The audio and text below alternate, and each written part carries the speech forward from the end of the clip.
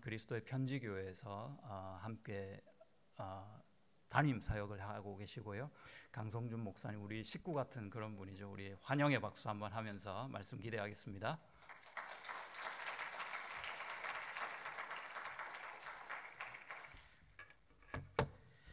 감사합니다. 이맘때면 지나가다 항상 들리는 그런 사람처럼 소개를 받았습니다.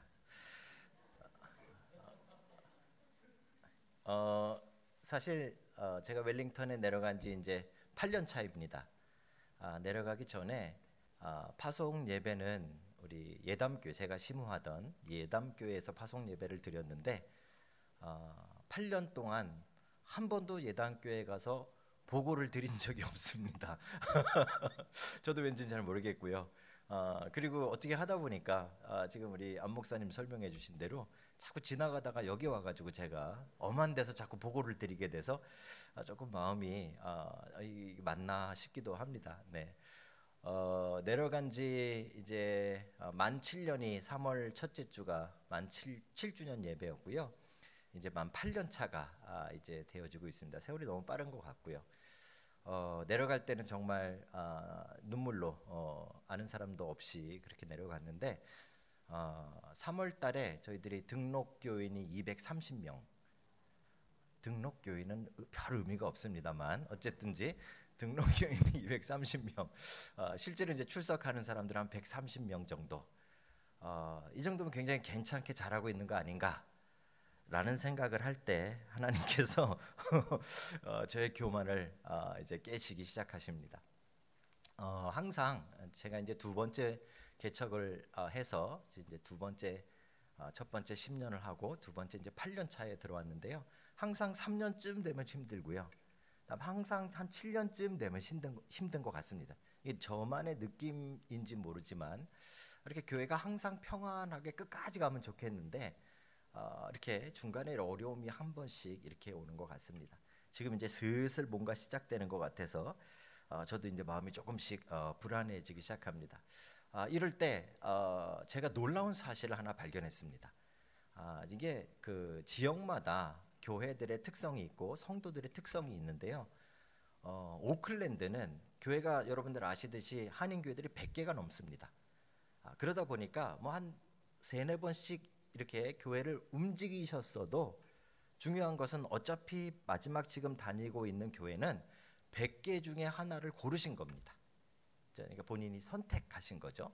뭐 말씀이 좋았던, 뭐 친구가 좋았던, 프로그램이 좋았던, 어쨌든 본인들이 선택을 하셨기 때문에 그 교회에 대한 헌신도가 어느 정도는 오클랜드에선 있었던 것 같습니다. 근데 웰링턴은 제가 보니까요, 웰링턴이 맨 처음에 그 한인 교회가 시작되어질 때는요, 성당 사람들도 오고 교인들도 오고 그냥 뭐 장사하다가도 오고 진짜 지나가다가도 이렇게 와가지고 함께 예배하고 끝나고 밥 먹고 이쪽은 와인 마시고 이런 분위기였대요. 그래서 이 성도들이 교회와 한인회를 구별하지 못합니다. 별로 그렇게 큰 차이를 두지 못합니다. 그리고 교회가 이제 저희가 4번째 교회고요. 하나가 더 생겨서 이제 5번째 교회인데 대부분 이 교회들을 다 이렇게 다녀보셨기 때문에 더 이상 옵션이 없습니다. 그래서 본인이 선택한 게 아니라 저희 교회 처음 오신 분들 가운데 전부 다 그런 건 아닙니다. 여러분 또 이상한 생각하시면 안 됩니다. 많은 분들이 이제는 더 이상 갈 데가 없어서 마지막 옵션으로 저희한테 오신 경우들이 있습니다. 놀랍게도 이제 하나가 더 생겼기 때문에 옵션이 하나 더 생겨버려서 앞으로 어떤 일이 벌어질지 모르죠. 제가 이렇게 말씀드리는 건 그런 면에서 있어서 오클랜드에 있는 성도님들보다 헌신도가 많이 떨어집니다. 그래서 무슨 봉사를 하든지 아니면 뭐 어떤 교회에 뭐가 있든지 간에 이렇게 사람들의 마음을 주거나 아니면 마음을 많이 이렇게 여시는 분들이 그렇게 많지 않다라는 것이죠. 그런 가운데서 제가 한 가지 생각한 것은 아까 말씀드린 뭐 100명이라는 숫자, 한인이 1000명인데 그중에 한 130명이면 사실은 숫자상으로는 상당한 숫자인데 그 숫자가 의미가 있을까? 목회하면서 늘 거기에 대한 도전을 받습니다. 어거스틴은 교회를 믹스드 커뮤니티라고 했습니다. 교회에는 양도 있지만 염소도 있다 이렇게 말했습니다. 이건 예수님께서 하신 말씀입니다. 여러분들 아시듯이. 그래서 저의 관심이 점점 이제 뭐 80명에서 90명에서 100명이 됐느냐가 아니라 지금 우리 성도들 가운데 얼마나 구원받았을까? 지금 성도들 가운데 얼마나 구원의 확신이 있을까? 저희 마음이 점점 그쪽으로 가게 되는 것이죠. 제가 너무 집중을 해서 그런지 모르지만 가끔 제가 나는 구원받았나? 이런 무시무시한 생각까지도 하게 되어집니다. 여러분들은 구원 받으셨습니까? 많은 사람들이 구원에 관해서 가지고 있는 오해는 나중에 죽어서 천당 가는 것만을 구원이라고 생각하는 경우들이 참 많이 있습니다. 그건 정말 우리에게 중요한 소망이고 일어날 확실한 일입니다. 그런데 여러분이 죽어서 천당에 가실지 안 가실지는 어떻게 알 수 있습니까? 여러분 어떻게 확신하십니까? 그렇죠? 사실 그것은 미래에 일어날 일이고 증명 불가능한 일입니다. 그죠? 그러다 보니까 목사님들께서 이렇게 설명을 하십니다. 죽어봐야 알지. 죽어봐야 알지. 이렇게 무책임한 말이 어디 있습니까? 그죠? 성경은 분명히 우리 안에 이미 구원이 시작됐다라고 말씀하십니다. 그 이야기는 여러분들이 이미 지금 여러분이 구원받았는지를 확인하실 수 있다는 말입니다. 여러분들이 지금 구원의 확신을 가지고 사실 수 있고요. 여러분들이 지금 구원의 그 길에 서 있다라는 것을 여러분 스스로가 확인하실 수 있다라는 말입니다. 오늘은 거기에 대한 이야기를 우리가 함께 나누고자 합니다. 죽어서 어떻게 될지는 뭐 죽어봐야 안다. 이게 가장 정확한 말이겠죠. 그런데 우리는 믿는다라고 생각하고 죽으면 천당 가겠지, 믿습니다. 이것만 가지고 살아왔는데 이게 단가? 라고 생각해 본다면 그렇지 않습니다. 성경 우리에게 지금 여러분들의 삶 속에서 여러분이 구원받은 백성이라는 확실한 증거들을 이야기하고 있습니다. 바울은 이 에베소서를 쓰면서 이제 오늘 본문 말씀의 15절부터 바울의 기도가 등장합니다. 이 기도는 무엇인가 하면 에베소에 있는 이 사람들이 이렇게 살았으면 좋겠다라는 그의 기도이고 소망입니다. 이렇게라는 말은 구원받은 사람들의 모습입니다. 그죠? 이미 이 땅 가운데서 구원을 받은 사람들은 이런 모습으로 살아야 된다. 이런 모습으로 살게 해 주십시오라고 바울이 기도하고 있는 것이고요. 그 이런 모습 속에 여러분들의 모습을 비추어서 지금 그 모습들이 여러분들에게 나타난다면 지금 여러분들은 구원의 확신 속에 살아가실 수 있는 것입니다. 그렇죠? 여러분들에게 이 분명한 구원의 증거와 확신들이 나타나시기를 주님의 이름으로 축복합니다. 자, 첫 번째 증거는요 17절인데요 17절을 제가 읽어드리겠습니다. 우리 주 예수 그리스도의 하나님 영광의 아버지께서 지혜와 계시의 영을 너희에게 주사 하나님을 알게 하시고. 사실 오늘 제가 하는 이 설교를 제목을 뭐 변화를 받으라 뭐 이렇게 해놨지만 원래는 구원의 또 다른 이름 변화. 이거 이제 뭐 혹시 자뻑이라는 말 아십니까? 스스로 뻑 같다 이런 뜻입니다. 호스를 감동해가지고 제가 지어놓고 혼자 감동했던 제목입니다. 구원의 또 다른 이름 변화. 그죠? 구원을 우리는 그냥 죽어서 어디 가는 이런 걸로만 착각했는데 그게 아니라 구원이라는 것이 지금 내 삶에 일어나고 있는 변화라는 말입니다. 그 첫 번째 변화가 오늘 17절에 보니까 하나님을 아는 것에 대한 변화입니다. 예전에는 하나님을 몰랐는데 이제는 하나님을 알게 되는 그 변화가 여러분 안에 확인되고 있다면 여러분은 구원받은 백성이다 이렇게 말하는 것이죠. 중요한 것은요 오늘 본문에서 이 알다라는 이 단어인데요. 이 단어를 헬라어로 찾아보시면 두 가지의 단어가 합성어로 되어 있습니다. 하나는 제대로, 그 다음 알다입니다. 그냥 아는 게 아니라 하나님을 알긴 아는데 바르게 안다, 제대로 안다, 똑바로 안다 이런 뜻입니다.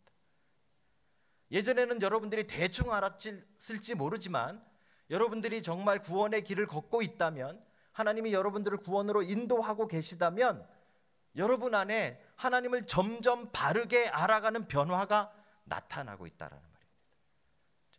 그 변화를 여러분들이 확인하시는 겁니다. 그것으로 내가 구원받았구나 라는 것을 여러분 스스로가 알 수 있다라는 것이죠. 제가 여러 번 우리 청년부 수련회 때는 좀 간증을 해가지고 우리 청년들은 혹시 기억하실지 모르겠지만 저는 대학을 졸업하고 바로 한국에서 취직을 했습니다. 직장 생활을 한 4년 했는데 여러분 보시기엔 제가 멀쩡해 보이지만 눈이 상당히 나빠가지고 군대에 떨어지고 군대도 떨어진다 그러나요? 군대에 못 가고 바로 취직을 했습니다. 취직을 했는데 성적이 그렇게 좋은 편이 아니었습니다. 뭐 소위 말해서 이런 것까지 제가 뭐 말씀드리면 우리 집사람이 좋아하지 않겠지만 제가 다닌 중앙대학교에서 제일 학점으로 꼴찌인 학과가 축산학과인데 그 중에 가장 제가 마지막에 문 닫고 들어간 사람입니다.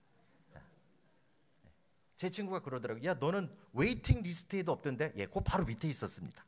예, 그러니까 제가 문 닫고 들어간 거죠. 그러니까 성적 뭐 공부를 그렇게 잘하는 사람은 아니었습니다. 그러다 보니까 취직을 하려니까 우리 교수님이 어디 자리가 났다고 잘 아는 아주 유명한 분인데 어떤 분인가 하면 우리나라의 홀스테인이라는 얼룩덜룩한 젖소를 처음으로 수입한 분이래. 이 축산업계에는 전설 같은 분이래. 그래서 제가 그분의 우리 교수님의 추천을 받아서 그 사장님을 면접을 하러 갔습니다. 한번 크게 망하시고 새롭게 시작하는데 지금 직원을 뽑고 있는 거였습니다. 제가 갔더니요, 뒤에 있는 액자를 딱 이렇게 한자로 돼 있는 액자를 딱 보여주면서 읽어봐라. 한자여서 제가 반밖에 못 읽었습니다. 그랬더니 사장님이 얘기하시더라고요. 합격. 그래서 뭐 저도 잘 모르겠습니다. 그때 제가 22살, 우리 사장님이 63세셨습니다. 그 당시에 63세는 좀 연세가 좀 많으신 편이죠. 그죠?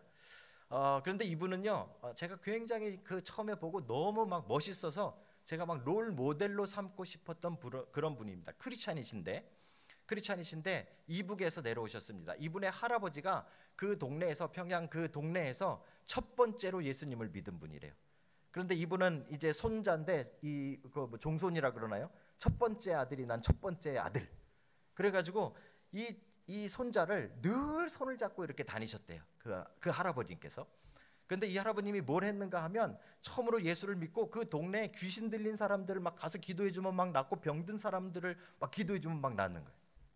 뭐 목사님도 아니고 뭐 부흥사도 아니고 아닌데 그렇게 막 그 할아버지가 막 그런 거예요. 이 어린 손자가 그거를 보고 자란 거예요.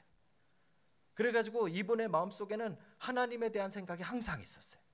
뭐 사업을 하고 뭐 여러 가지 세상적인 일, 뭐 정치까지도 뭐 하시고 막 그랬기 때문에 굉장히 세상적인 일을 많이 했지만 늘 주일만큼은 잘 지키셨어요. 그렇죠? 소망교회 성도님이셨어요. 너무 겸손했어요. 그분이 하루 저를 부르시더라고요. 성준아, 잠깐 와봐라 내 방으로. 그래서 갔습니다.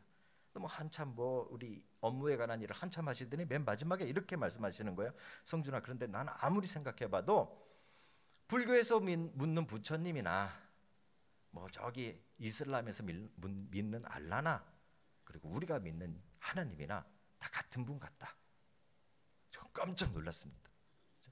나름대로 뭐 나는 길이요 진리요 생명이니 그러고 막 22살짜리가 63세 할아버지한테 막 설명을 했습니다. 그랬더니 이분이 막 콧방귀도 안 끼듯이 너는 원래 무식해서 그래. 이런 정도로 저를 무시해버리더라고요. 그때 제가 아주 충격을 받았습니다. 우리 겉으로 볼 땐 정말 신실하고 정말 교회를 잘 다니고 정말 존경스러운데 하나님을 제대로 알지 못하는 사람도 많구나. 교회 안에도 마찬가지입니다. 여러분 지금 우리가 수요예배 정도 나왔으면 정말 여러분들 한우리교회 정말 1000명이 넘는 교회인들 가운데서 가장 열심히 있는 분들이죠. 그런데 여러분들 정말 하나님을 제대로 알고 계십니까? 성경이 말씀하시는 대로 바르게 알고 계십니까? 아니면 여러분들이 경험한 대로 아는 걸로 그냥 그대로 살아가고 계십니까? 우리 안에 어떤 구원의 증거가 나타나야 되는가 하면 우리가 주일날마다 하나님의 말씀을 들을 때마다 내가 몰랐던 바른 하나님의 모습, 제대로 된 하나님의 모습을 깨닫는 그 변화가 여러분 삶에 매주마다 나타나셔야 됩니다. 그거를 느낄 때마다, 그걸 확인할 때마다 여러분들이 나는 구원받았구나, 이게 구원의 증거구나 라고 여러분들이 확인하시는 거란 말이죠. 그렇죠? 여러분에겐 이 변화가 나타나고 계십니까? 어쩌면 이 변화라는 것은 우리가 연약하기 때문에 100%가 아닙니다. 한번 여러분들이 한 번의 어떤 깨우침을 통해서 완전한 하나님의 모습을 우리는 죽었다 깨나도 알 수 없습니다. 그죠? 그래서 우리는 매주일마다 매일마다 이렇게 매 수요일 날마다 하나님의 말씀을 들을 때마다, 하나님의 말씀을 읽을 때마다 내 안에 조금씩 내가 잘못 알고 있던 하나님의 모습이 제대로 된 하나님의 모습으로 지식의 변화가 일어나는 거예요. 깨달음의 변화가 일어나는 거죠. 그걸 지금 바울이 이야기하고 있는 것입니다. 우리 주 예수 그리스도의 하나님 영광의 아버지께서 지혜와 계시의 영 성령을 너희에게 주사 하나님을 제대로 알게 하시고 하나님을 바르게 알게 하시고, 여러분 안에 하나님을 바르게 아는, 하나님을 바르게 깨닫는 그 변화가 일어나고 계시다면 여러분이 바로 100% 구원받은 하나님의 백성입니다. 구원의 증거는 죄송하게도 어떤 신비한 체험이 아닙니다. 신비한 체험을 했다고 여러분 구원받았다라고 확신할 수 없습니다.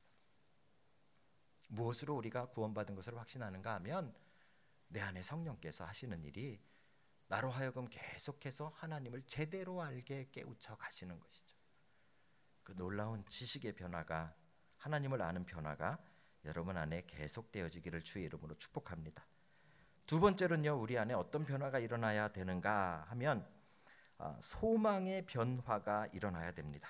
18절인데요. 너희 마음의 눈을 밝히사 그의 부르심의 소망이 무엇이며 성도 안에서 그 기업의 영광의 풍성함이 무엇인지를 깨닫게 하신다. 그렇죠? 너희 마음의 눈을 밝혀서 그의 부르심의 소망이 무엇인지, 너희를 왜 부르셨는지, 그렇죠? 우리의 인생의 목적이 뭔지, 우리 인생의 꿈이 뭔지, 우리를 지금 왜 이 땅에 살게 하시는지, 나를 왜 이 집에 태어나게 하셨는지, 나를 왜 이 교회 보내셨는지, 나를 왜 이 세상에 살게 하시는지,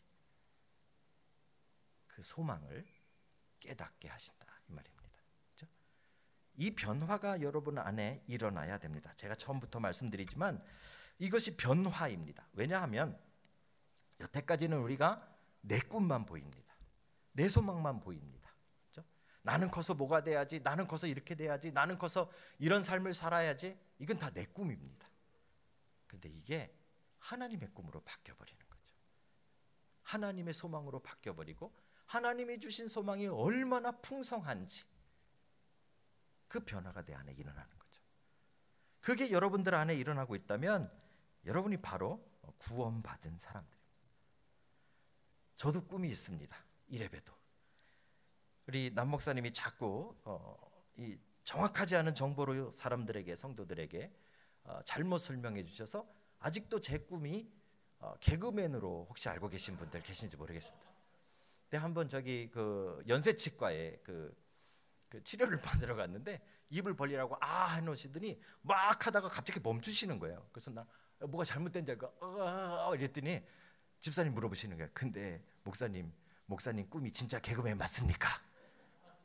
누가 그러십니까? 남 목사님이 그러더라고요. 이게 개그맨이 되고 싶은 마음은 있었습니다. 스탠딩 개그맨 그거 조금 하고 싶은 마음이 잠시 있었지만 진짜 제 꿈은 그게 아닙니다. 진짜 제가 원래 되고 싶었던 건 제가 아마 지난번인가 지지난번 수요일 때 말씀을 한번 드렸는데요. 제 꿈은 뭔가 하면 돈 많은 장로였습니다. 장로님들 죄송합니다. 이렇게 오해하지는 마십시오. 그게 제가 꿈이었습니다. 근데 사실은 이거 제가 멋있는 꿈인데 정말 돈이 많은 장로님이 돼서 막 교회 어려운 사람도 도와주고 막 교회도 정말 막 힘있게 도와주고 막 이런 게 제 꿈이었다는 말이에요. 근데 이 꿈을 갖게 된 과정은 굉장히 정말 눈물 없이는 볼 수 없는 그런 과정이었습니다. 제가 어렸을 때인데요. 아버님이 목회를 하셨는데 제가 하루는 학생 때인데, 어린 학생이었는데 새벽에 아버지가 새벽 예배 갔다 오실 때가 됐는데 안 오시는 것 같아요. 뭐가 이거 밖에서 무슨 소리가 나는 것 같아요. 그래서 제가 이렇게 방문을 열고 딱 갔더니요, 이 현관 밖에 거실에 이렇게 현관이 있고 그 옆에 이렇게 창문이 있고 커튼이 있었는데 커튼 바깥쪽으로 저희 아버지가 키가 1m 50이 조금 넘으세요. 그런데 이렇게 서 있고 그 앞에 키가 큰 장로님이 서 계시는 거예요. 근데 그 장로님이 우리 아버지를 막 이렇게 내려다보면서 야단을 치고 계시는 거예요. 저희 아버지가 그 앞에서 키라도 좀 크면, 키가 조금 크면 괜찮았지 않았을까 아직도 생각하는데, 키도 작은 양반이 그냥 그 앞에서 이렇게 듣고 있는데 제 어린 마음에 뭐 내용도 모르고 상황도 모르지만 그렇게 장로님한테 야단 맞고 있는 목사의 모습을 이렇게 보면서 제 마음속을 다짐했습니다. 아, 저거구나. 목사는 되지 말자. 목사는 되지 말자. 그렇다고 하나님을 떠날 수는 없잖아요. 그죠?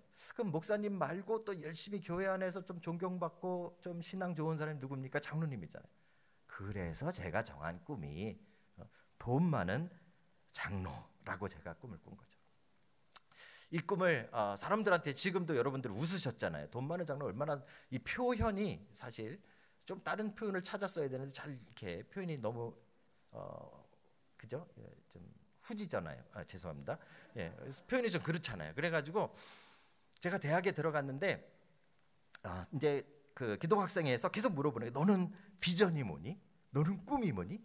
그런 게 내가 어딨니? 근데 자꾸 물어보는 거예요. 그래가지고 저도 이제 만들어내야 되잖아요. 하도 물어보니까 내가 축산과를 다니니까 1학년 때입니다. 그러면 내가 해외에 나가서 농장을 크게, 목장을 크게 하면서 거기서 번 그 많은 돈을 가지고 이 큰 지금으로 생각하면 리트리트 하우스입니다. 큰 센터를 지어서 전 세계 선교사님들, 목사님들이 와서 무료로 쉬고 갈 수 있는 그런 내가 선교 농장을 하겠다. 그 어릴 때 그런 큰 꿈을 제가 품었습니다. 그죠? 그 꿈을 가지고 그 꿈을 이뤄보려고 뉴질랜드에 왔지만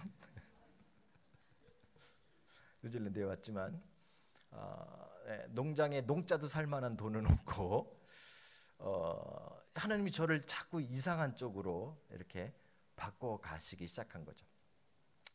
그때까지만 해도 이제 제가 결혼을 했어도 제 아내한테 이런 제 꿈을 이렇게 얘기했어요. 여보, 나는 정말 돈 부족함 없이 정말 넉넉하게 가난한 사람들 쫙 나눠주고 정말 힘든 사람들 팍 돌면서 정말 멋지게 살다가 마지막에 죽을 때 침대에 탁 누워가지고 애들 다 모아놓고 조크 한번 해서 우는 우리 애들 한번 쫙 웃기고, 얼마나 멋있습니까? 이 정말 아빠가 죽는데 맨날 애들은 막 펑펑 울고 그래 막 이런 거 아니고 한번 조크를 한번 딱 해가지고 애들 웃겨주고 하하 웃은 다음에 깨까닥 이렇게 죽어야겠다.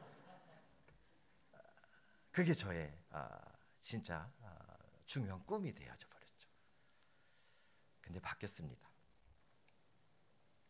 뉴질랜드에 와서 목회를 하면서 바뀌어 버렸습니다. 목회가 참 힘들긴 한데요. 한 가지, 제 꿈은 제가 죽기 전에 저희 가족들, 그다음에 저를 사랑하는 사람들이 침대에 쫙 모이면 그 침대에 누워서 마지막으로 설교를 하면서 죽고 싶습니다. 하나님은 이런 분이시다. 하나님은 내 인생에 이렇게 나를 인도하셨던 분이다. 너희들도 그 하나님 믿으면서 살아라. 저희 아버지가 간암으로 돌아가셨는데 마지막에 침상에 누우셔서 설교 준비를 저한테 가르쳐 주시더라고요.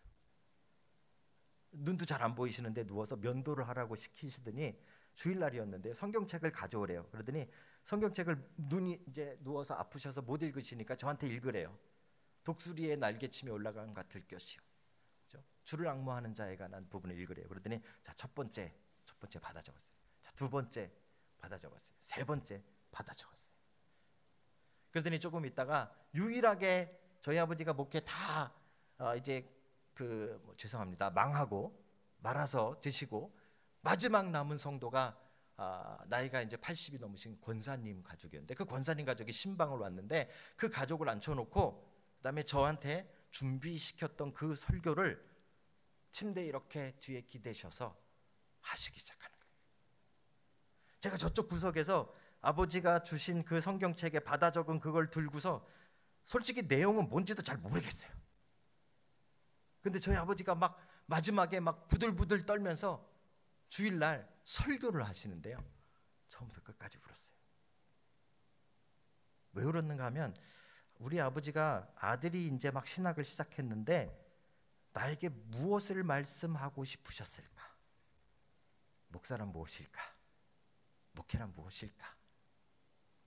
저희 아버지가 아마 수천 명, 수만 명 모이는 이런 교회에서 멋있게 이렇게 목회하는 모습을 보여주셨다면 아마 저도 더 감동했을지는 모르겠어요. 그런데 저는 마지막에 침상에 누워서 부들부들 떨면서 설교하시는 그 아버지의 모습이 저에겐 가장 감동스럽습니다.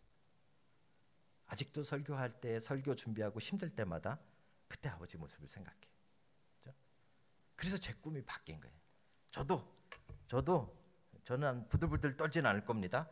성경 말씀을 들고 우리 자녀들을 앉혀놓고 또 나를 사랑하는 성도들이 모였을 때 정신이 마지막으로 말짱할 때 그때 침상에 누워서 성경 구절, 제가 제일 좋아하는 구절로 설교하면서 죽는 게 저의 꿈입니다. 자랑하려고 그러는 게 아니라요, 꿈은 바뀝니다. 소망이 바뀝니다. 예전엔 돈이 많아서 많은 사람들 도와주고 뭐 큰 일을 하는 게 정말 멋있어 보이고 풍성해 보였는데 말씀을 알고 나니까 아니에요. 말씀을 가르치고 전하는 게 얼마나 영광되고 얼마나 풍성한 일인지 모르겠어요.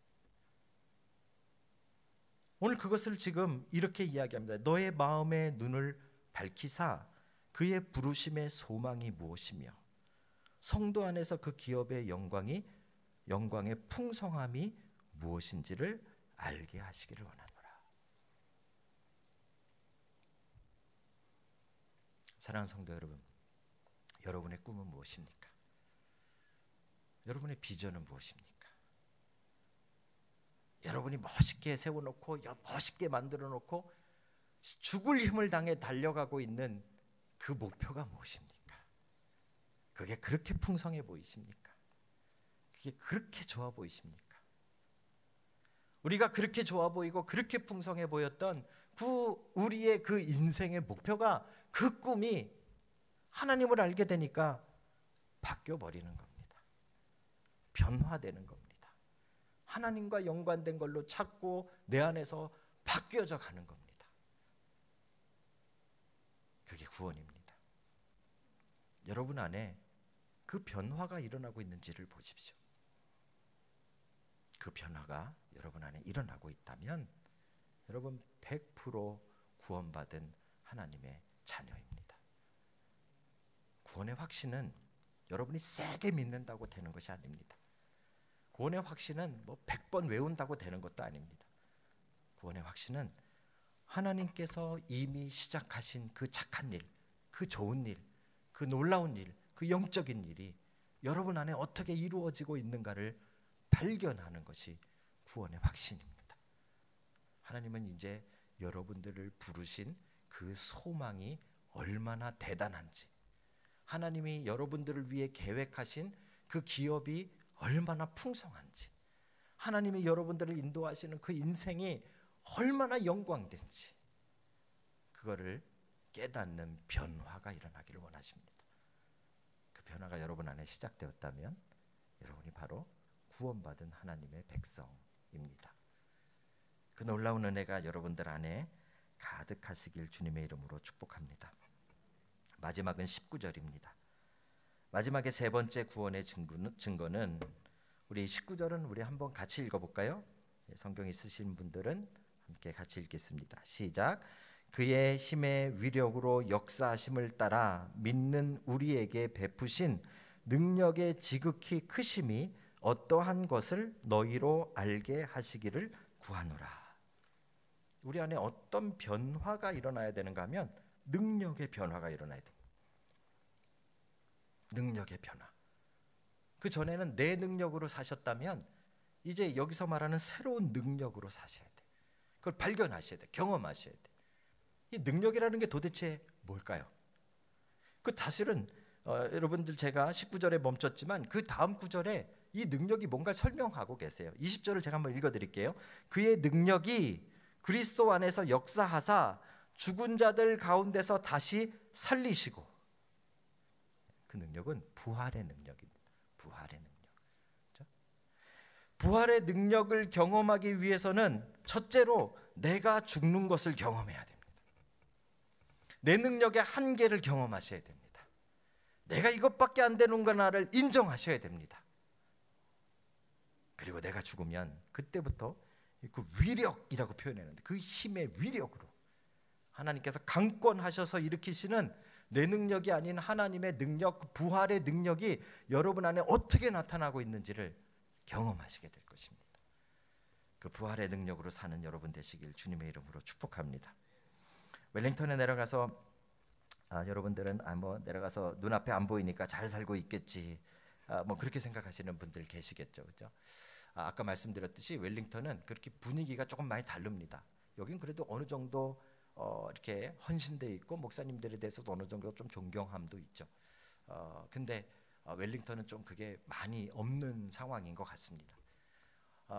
최근에 하나님께서 거기 웰링턴에 목회하고 있는 목사님들이 4분, 저까지 포함해서 5명 정도인데 이분들을 이렇게 자꾸 만나게 해주셨습니다. 뭐 제가 저희 교회만 사무실이 있으니까 지나가다 들려서 커피 하신다고 뭐 오시기도 하고 밥 먹자고 오시기도 하고, 그렇게 얘기를 듣다가 한 교회 목사님을 만나서 이렇게 커피를 이렇게 마시면서 이야기를 하는데요. 창피하게 카페에서 이분이 펑펑 우시는 거예요. 10년을 넘게 목회를 했는데 그 10년 동안 정말 뭐 친구 같고 아버지 같고 형제 같고 했던 그 몇몇 이 성도들, 사실 그냥 왔다 가는 성도들은 늘 많으니까 전부 다 말고 특별히 그렇게 서로 사랑을 주고받았던 그 가까웠던 성도들이 10년이 됐는데 이제 막 다 나가버리셨어요. 지금 3명 남고 다 나갔어요. 그런데 이분이 눈물을 흘린 포인트는 그 포인트가 아니었어요. 이분은 그래서 하나님 앞에 엎드려서 그 배신감과 그 섭섭함과 그 억울함으로 막 정말 힘든 시간을 보내고 있는데, 하루는 나갔던 성도 한 분이, 그러니까 한 가정이죠, 교회 오셨대요. 너무 반가워서 본인은 이제 돌아오셨구나, 내가 기도의 능력이 있구나, 기도했더니 돌아오셨나 보다, 그렇게 기뻐했는데 이분들이 와서는 목사님 잘 지냈냐고 인사 다 하고 그러고 이렇게 가시더래요. 그래서 아니 그냥 가시냐고 그랬더니 그냥 들렸대요. 구경하러. 그 얘기를 듣는데 저도 막 눈물이 나더라고요. 그렇죠? 목회가 참 힘든 거구나. 그래서 제가 그 사건 이후로 나는 어떻게 8년 동안 지냈나? 나는 정말 뭐 8년 전부터 해가지고 뭐 성도들도 20명, 30명 한 사람도 안 나가고 막 그렇게 늘었나? 가서 막 제가 설교할 때마다 사람들이 막 눈물 흘리고 막 이런 일이 일어났나? 천만의 말씀. 그럴 리가요. 제가 가가지고 한 1년 정도 됐나요? 2년 정도 될 때 이제 성도들이 이제 20명, 30명 이렇게 막 늘어갈 때 한 명 한 명 너무 귀하잖아요. 그 중에 한 집사님이 와이프 집사님이 이렇게 한국에 잠깐 가셨어요. 혼자 계신 거예요. 남자분. 연세가 저보다 또 많으신 분이에요. 그죠? 그래서 이분이 혼자서 저녁 먹는 게 좀 안타까워서 이분이 좀 이렇게 약간 이렇게 경계하시고 약간 이렇게 뭐 마음을 잘 안 여신. 그래서 제가 큰 마음 먹고 그 집사님한테 집사님 이번 주에 제가 시간이 저녁에 다 비니까 집사님 언제 시간 괜찮으시대? 제가 저녁 한번 대접할게요. 한번 같이 만나요. 안 된대요. 싫대요. 그래서 이유가 궁금하잖아요. 근데 목사가 만나자는데 왜 그러시냐고 그랬더니 집에 개 밥을 줘야 된대요.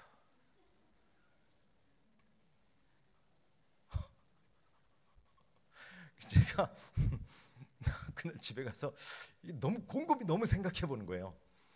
제가 웰링턴에 내려갔을 때요, 한 교회 30년 정도 있다가 저희 교회 오신 장로님이 한 분 계세요. 그래서 그때 소문이 이상하게 났어요. 그 장로님이 일부러 저를 불러와서 교회를 세웠다, 이런 오해가 막 돌았어요. 그래서 그 장로님이 30년 다니던 그 목사님이 막 제가 만나자는데도 안 만나주시고 좀 한동안 이렇게 좀 이렇게 껄끄러운 관계였어요. 그런 관계로 이렇게 있었기 때문에 제가 늘 이쪽 교회가 신경 쓰였어요. 이쪽에서 사람들이 올까봐 좀 신경 쓰이고 그 교회 혹시 누를 끼칠까봐. 그래서 제 마음속에 여기 있는 다른 교회들과 경쟁은 아니지만 그 교회들을 굉장히 신경 쓰면서 목회를 해야 하는 그런 상황이었어요. 여기는 뭐 100개나 되니까 그렇게 신경 많이 안 쓰지만 거기는 뭐 딱 4개였으니까 서로 좀 이렇게 많이 배려하고 신경 써야 되는 거예요. 근데 제가 교회가 아니라 개밥을 신경 쓸지는 처음 몰랐대요. 그날부터는 개밥이 신경 쓰여요. 고민에 빠졌어요. 개밥보다 못한 목사인가? 내가 우리 교회 성도들한테는 개밥하고 비교를 하고 경쟁해야 되는 그런 존재인가?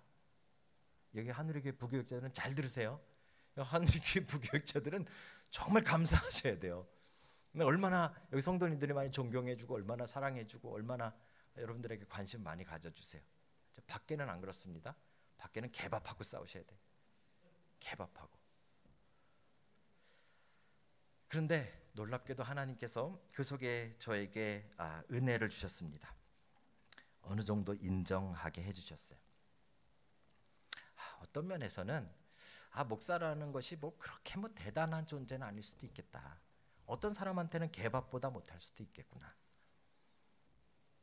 개밥보다 못한 목사가 살아남으려면 어떻게 해야 될까? 제 힘으로는 안 되더라고요. 그렇죠? 그때부터 하나님 앞에 엎드려지는 거예요. 하나님, 개밥보다 못한 목사가 목회할 수 있도록 능력 주세요. 하나님, 무시당하는 목사도 목회할 수 있도록 힘 주세요. 그렇죠? 그런데 그거를 깨닫는 순간에요, 놀랍게 목회가 잘 돼요. 뭐 이런 게 다 있어요, 그죠? 근데 그 순간부터 목회가 너무 잘 되어지는. 왜요? 내가 안 하니까. 내가 자꾸 내 자신이 부족한 것이 발견되어지니까, 내 능력이 안 되는 게 자꾸 확인되어지니까, 제가 받아들이기에는 너무 힘들지만 그거를 받아들이고 나니까 하나님의 능력이 나타나는 것 같아요.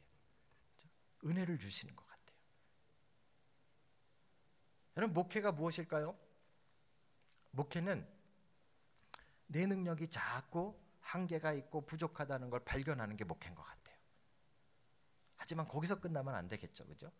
그런데 하나님께서 그런 정말 개밥보다도 못한 목사를 들어서 이 영광된 하나님의 말씀을 선포하고 계시다는 그 사실, 사랑하는 주의 백성들을 가르치고 인도하고 있다는 사실, 그 하나님의 능력, 전 그거를 발견할 때마다 깜짝깜짝 놀라는 거죠. 여러분, 신앙이 뭔지 아세요? 구원이 뭔지 아세요? 구원이란 내 능력의 한계를 발견하는 겁니다. 그리고 하나님의 부활의 능력을 경험하시는 겁니다. 내 능력으로는 안 되는데 죽은 자를 살리셨던 그 개밥보다 죽은 자는 더 심할 거 아니에요. 그렇죠? 그런데 그 죽은 자를 살려서 영광된 하나님의 우편에 앉게 하신 그 부활의 능력을 발견하는 것이 구원입니다. 구원. 그렇죠? 사랑하는 성도 여러분, 여러분들 신앙생활 하시면서 편하시던가요? 안전하시던가요? 아마 여러분들도 신앙생활하면서 여러 번 어려움들을 겪으셨을 거예요. 처음에 어려움들을 겪을 때는 다 남 탓을 하죠. 아유, 저 사람이 참 성격이, 아유, 저 사람이. 나중에 자꾸 그게 반복되다 보니까 저 사람 문제가 아닌가? 난가? 내가 잘못됐나? 내가 부족한가? 내가 연약한가? 그런데요, 그 순간이 되면 하나님이 나를 들어주시는 것 같아요. 사랑하는 성도 여러분, 여러분들이 신앙생활을 하고 열심히 하나님 앞에 달려가지만 분명히 여러분들은 한계를 느끼셔야 돼요. 여러분들이 열심을 내는데도 안 되는 일이 있으셔야 돼요. 죄송합니다. 그렇죠? 여러분들이 정말 잘할 것 같은데도 실패하는 일들이 있으셔야 돼요. 그래야 그 속에서 부활의 능력을 경험하는 겁니다. 내 능력이 끝날 때, 내 능력이 죽을 때 하나님의 능력이 나를 죽은 자들 가운데서 살리시는 것처럼, 그렇죠? 아무것도 아닌 존재에서 나를 이렇게 세워주시는 것처럼 그 부활의 능력을 여러분들이 맛보는 것이, 발견하는 것이 구원의 증거입니다. 그래서 어쩌면 내가 구원받았는가를 언제 알 수 있을까? 이 말씀대로 한다면 어쩌면 내가 정말 힘들고 실패하고 어렵고 낭망했을 때일 것 같아요. 그때 그런 내 안에 나를 일으키시는 그 하나님의 힘의 위력, 강한 하나님의 다이너마이트 같은 능력, 이거 분명히 안 될 것 같은데 하나님이 나를 강권하여 일으키시는 그 능력이 여러분들 안에 충만하시길 주님의 이름으로 축복합니다. 여러분은 구원 받으셨습니까? 무엇으로 확신하십니까? 방언, 어떤 분은 환상, 어떤 분은 막 뭐 귀신을 봤대요. 그래서 자기는 분명히 구원받은 사람이래요. 죄송하지만요, 불교에서도 있습니다. 나중에 끝나고 우리 그 선교사님한테 여쭤보십시오. 불교에서도 귀신 쫓습니다. 불교에서도 방언이 있습니다. 그렇죠? 여러분, 그 신비한 체험이 여러분들의 구원의 확신이 되지 못합니다. 잠깐은 여러분들이 뭔가 믿는 것 같을지 모르지만 여러분들을 이 험한 세상에서 끝까지 붙들고 여러분들 하나님 앞에까지 인도하시는 그 구원의 능력과는 전혀 다른 것입니다. 그렇다면 우리는 어떻게 구원받은 백성인지 알 수 있을까요? 오늘 우리 안에 어떤 변화들이 나타난다라고 이야기합니다. 바울은 지금 그것을 위해서 기도합니다. 너희 안에 먼저 하나님의 말씀을 통해 하나님이 우리 안에 어떤 분이신지 그 하나님을 제대로 알게 하시는 그 지식의 변화를 깨닫기를 알기를 원하노라. 그것을 아는 것이 구원의 증거입니다. 내 소망과 내 꿈과 내 계획으로 정신없이 살아갈 때는 모르지만 그게 다 무너져 버리고 이제 그것이 언제부턴가 자꾸 하나님과 연관된 걸로 이게 정말 하나님께 영광이 될까? 하나님이 이것을 원하실까? 하나님이 나를 이 길로 인도하실까? 하나님이 주신 꿈, 하나님이 주신 기업의 풍성함으로 바뀌어가고 있는 것을 여러분들이 깨닫기를 바랍니다. 그것이 구원의 증거입니다. 무엇보다도 내 힘으로 살고 내 능력으로 살고 내가 잘돼 보려고 애쓰던 그 인생에서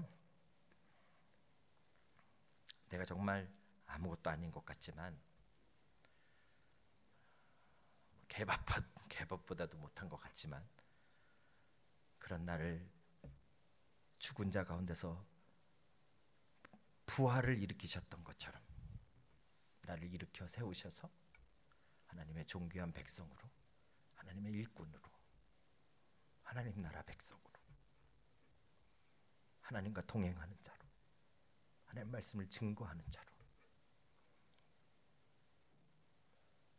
바꿔가시는 그 부활의 능력이 여러분 안에 나타나고 있다면 여러분이 구원받은 사람입니다. 그 구원의 변화들, 그 구원의 증거들을 여러분들 인생에 아주 풍성히 누리시길 주의 이름으로 축복합니다. 전 이것을 바울이 기도로 간구로 기록해 놓은 것이 얼마나 은혜스러운지 모릅니다. 바울이 여러분들에게 그렇게 되기를 간절히 바라는 마음으로 하나님 앞에 기도하고 있는 거예요. 그렇죠? 여러분과 제가 그것을 통해서 구원을 확신하고 구원받은 사람으로 이 땅을 정말 영광스럽게 살아가기를 다시 한번 주의 이름으로 축복합니다. 기도하겠습니다. 사랑의 하나님, 감사합니다. 우리 안에 이미 구원의 역사를 일으키셔서 하나님을 제대로 알지 못했던 저희들을 하나님을 바로 아는 백성들로 변화시켜 주시니 하나님 감사합니다. 하나님을 모르고 살다가 그냥 끝날 수밖에 없는 저희들의 인생에 하나님 들어오셔서 하나님이 누구신지, 하나님 우리를 얼마나 사랑하시는지, 그 하나님이 우리를 향해 어떤 마음을 가지고 계시는지 하나님 하나하나 제대로 가르쳐 주셔서 하나님 감사합니다.